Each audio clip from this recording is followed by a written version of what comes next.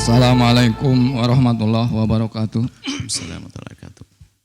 Allahumma sholli ala sayyidina Muhammad wa ala ali sayyidina Muhammad. Semoga Buya beserta keluarga senantiasa diberkahi oleh Allah Subhanahu wa taala, diberikan umur yang panjang dalam ketaatan serta sehat walafiat, dimudahkan segala urusannya baik urusan dunia maupun akhirat, terutama urusan dakwahnya. Izin bertanya Buya, beberapa waktu yang lalu saya pernah menyimak kajian Buya sama mengenai kewajiban melaksanakan sholat Jumat ketika kita sedang dalam perjalanan. Mohon maaf bila kami salah menyimak. Waktu itu Buya mengatakan ketika kita melakukan perjalanan sebelum sholat subuh berangkatnya kita tidak wajib melaksanakan sholat Jumat. Namun ketika kita berangkat melakukan perjalanan setelah sholat subuh, kita wajib melaksanakan sholat Jumat dalam perjalanan. Hal itu mungkin saja kalau kita menggunakan kendaraan pribadi.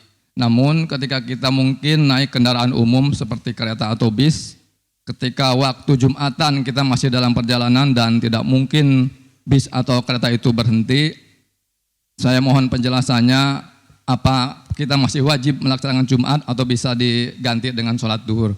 Mungkin itu saja yang mungkin saya tanyakan.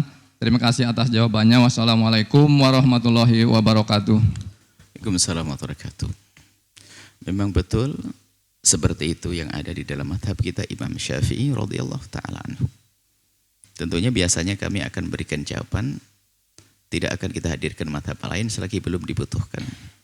Kecuali yang bersangkutan bertanya seperti ini, untuk kita hadirkan mazhab lain untuk memberikan solusi agar orang tidak bermaksiat. Di dalam mazhab kita Imam Syafi'i yang dikukuhkan berarti ada pendapat lain dalam mazhab Imam Syafi'i bahwa memang untuk mendapatkan kemurahan bisa meninggalkan sholat Jumat, seseorang itu hendaknya keluar dari rumahnya sebelum subuh tiba. Sebelum subuh tiba keluar baru boleh meninggalkan sholat Jumat. Dan bisa setelah subuh, tapi golongan orang yang dia tidak bisa berjalan sendiri karena takut tertinggal rombongan. Bisa jadi kalau kita cari celah, Anda tidak bisa mengatur perjalanan Anda.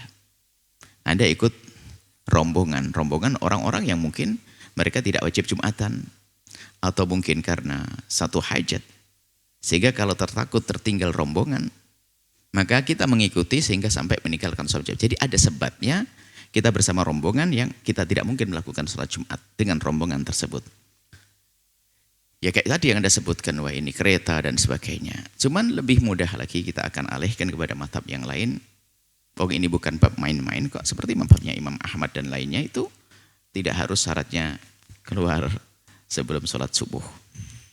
Tidak seharusnya keluar dari sholat sebelum sholat subuh. Ini kemudahan-kemudahan yang perlu kita hadirkan ya di dalam rangka untuk menjaga ibadah kita. Cuman jangan gampang menggunakan begini selagi masih bisa. Kita setia dengan mazhab itu juga penting. Kecuali memang debat di rumah, istri capek, suami akan mengatakan sebelum subuh, istri mengatakan ya ini belum bangun dedek dan sebagainya, sampai keburu subuh. Nggak usah marah-marah sama istri gara-gara Jumatan, sudahlah ikut mazhab Imam Ahmad. Ada sebabnya. Jadi yuk yang enak gitu. Jadi ilmu itu untuk solusi.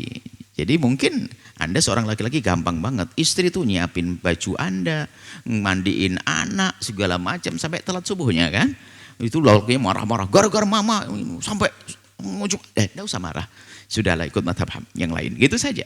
Jadi ini adalah pemahaman untuk kemudahan. Memahami fikih mazhab lain bukan untuk main-main.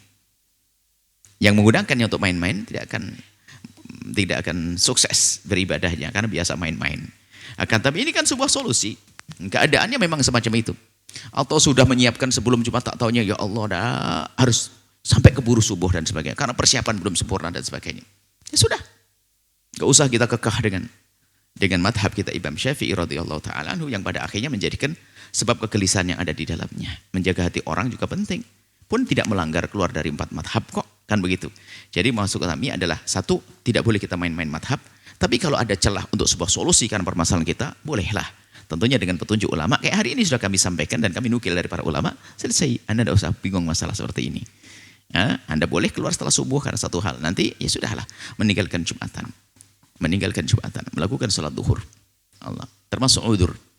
Ini yang harus kita hadirkan dalam rangka memudahkan kita beristiqomah dalam kebaikan.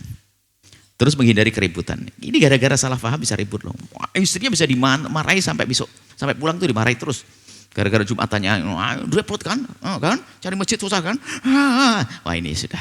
Makanya kalau sudah ngaji begini kan enak. Sudah nggak ribut lagi sama istri. Ya sayang, ya Allah. Maafin ayah ya. Nggak bantu mandiin anak-anak sampai telat gak apa-apa. Yuk, nyantai. Jika mendapatkan Jumatan, alhamdulillah. Ternyata ngejar gak dapat, ya sudah. Cari masjid sambil, nggak usah memaksa. Cari masjid, alhamdulillah ada masjid. Pas, kalau tidak ada ya sudah. Begitu saja. Karena kita mengerti pemahaman para ulama. Ingat, bukan main-main, bukan sombong-sombongan.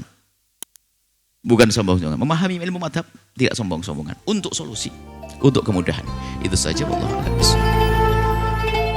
Sahabat Al-Bahjah TV, setelah menyaksikan video ini, jangan lupa bersolawat kepada baginda Nabi Muhammad. Shollu ala Nabi Muhammad. Allahumma sholli alaihi wa ala alihi wa sahbihi.